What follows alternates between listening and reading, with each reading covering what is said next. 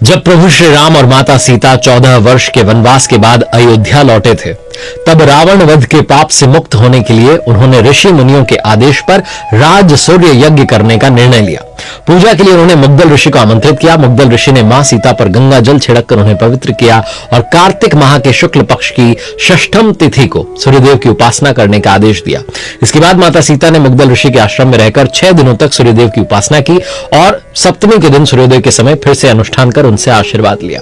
कहा जाता है माता सीता ने सबसे पहला छठ पूजन मुंगेर के गंगा तट पर किया था, जिसके बाद छठ महापर्व की शुरुआत हुई थी। आप देख रहे हैं कथाएं विद आरजे कार्तिक। एक और कथा प्रचलित है कि छठ पर्व की शुरुआत महाभारत काल से हुई।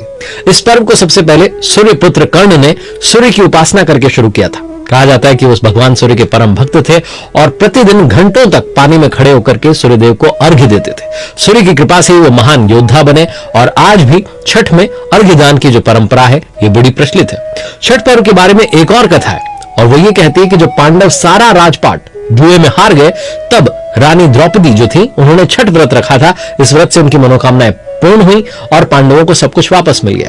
यह भी कहा जाता है कि सूर्यदेव और छठी मैया का संबंध भाई बहन का है, इसलिए सूर्यदेव की आराधना को जो है फलदायी माना गया है। पौराणिक महत्वों की बात करें तो एक और जो है कथा बड़ी प्रचलित है। पुराणों में कहा गया है कि प्रियव्रत नाम का एक राजा जिसकी कोई संतान नहीं थी, इसके लिए उन्होंने हर प्रयत्न कर लिया लेकिन कोई जो है उन्हें फायदा नहीं मिला। तब राजा को संतान प्राप्ति के लिए महर्षि कश्यप ने पुत्रेष्टि जो है यज्ञ वो करने का परामर्श दिया। यज्ञ के बाद महारानी ने एक पुत्र को जन्म दिया, लेकिन वो मरा पैदा हुआ। राजा के मृत बच्चे की सूचना से पूरे नगर में शोक छा गया। कहा जाता है कि राजा जब मृत बच्चे को दफनाने की तैयारी कर रहे थे, तभी आकाश से एक ज्योतिर्मय विमान धरती पर उतरा। इसमें बैठी देवी ने कहा, मैं षष्ठी देवी हूं और विश्व के समस्त बालकों की रक्षिका हूं। इतना कहकर उन्होंने शिशु के मृत शरीर को छुआ, स्पर्श किया और वो जीवित हो उठा। इसके बाद राजा ने अपने राज्य में छठ पर्व मनाने की घोषणा कर दी। अगर साइंटिफिकली बात करें तो छठ पूजा जो है षष्ठी तिथि पर एक खगोलीय घटना होती है और इस दिन सूर्य की जो पराबैंगनी किरणें हैं वो धरती पर अधिक मात्रा में आती हैं, जो कि जीवों के लिए लाभकारी होती है।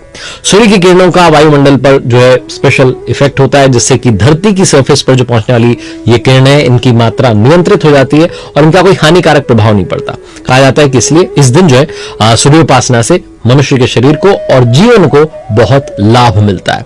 छठ पूजा की शुरुआत भैया दूज के तीसरे दिन से होती है। ये पूजा 4 दिनों का उत्सव होता है, जिसमें पहला दिन नहाए खाए के रूप में मनाया जाता है, जिसमें घर की साफ सफाई होती है और व्रती जो है वो गंगा नदी या तालाब में स्नान करने जाते हैं। कद्दू की सब्जी, मूंग चना दाल और चावल पका करके खाते हैं और ये जो भोजन है ये सिर्फ ताम्रपत्र, कांसे का या मिट्टी का जो बर्तन है उसमें ही पकाया जाता है। दूसरा दिन जो है उसे खरना कहा जाता है, जब व्रती जो है पूरा दिन उपवासी रहते हैं और सूर्यास्त से पहले तक जल ग्रहण नहीं करते। शाम को चावल, गुड़ और गन्ने के रस से खीर बनाकर सूर्य देवता को नैवेद्य जो है अर्पित करते हैं। इसके बाद खीर रोटी का प्रसाद जो है परिवार और मित्रों को वितरित करते हैं। तीसरा दिन जो है वो होता है संध्या अर्घ्य।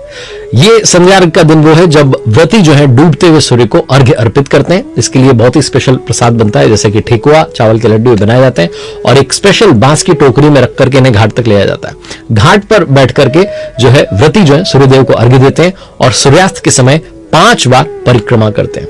और चौथा जो दिन आता है छठ पूजा का वो होता है उषा अर्घ्य, जब उगते हुए सूर्य को अर्घ्य अर्पित किया जाता है। व्रती जो है सूर्योदय से पहले घाट पर पहुंचकर सूर्य देवता की पूजा करते हैं और फिर घर पर लौट करके पूजा का प्रसाद सभी को वितरित करते हैं। जैसा मैंने बताया था कि माता सीता ने वो सप्तमी के दिन जो है सूर्य भगवान को सूर्योदय के समय जो उनकी उपासना की। व्रती जो है उनके लिए थोड़ा सा ये कठिन व्रत होता है, क्योंकि 4 दिनों तक उपवासी रहना होता है, अन्न और जल का त्याग करना होता है, सिर्फ एक बार प्रसाद ग्रहण कर सकते हैं, दिन में सादा भोजन करना होता है, रात में विशेष पूजा प्रसाद होती है और मुख्य रूप से ये जो व्रत है महिलाएं करती हैं, जिन्हें परवैतिन कहा जाता है। और हमारे देश में सूर्योपासना की परंपरा प्राचीन काल से चली आ रही है।